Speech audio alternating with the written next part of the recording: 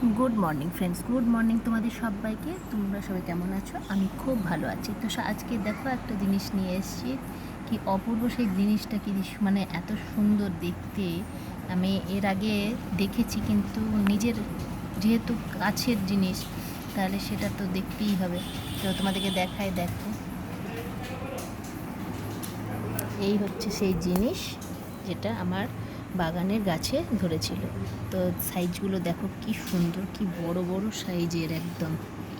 তো ভেতরটা আমি এখন বলতে পারবো না কেমন আছে, তো তখন দেখবো। আজ যেহেতু শুক্রবার, আজকে আমি এই ফল টল এইসব নাড়ি না, টক ফল জাতীয় কোনো জিনিসই নাড়ি না। বেদানা যদিও বা টক নয়, তবুও জানি না কেন এসব জিনিস টক নয়, কিন্তু মনে হয় যেন টক টক ভাব একটা।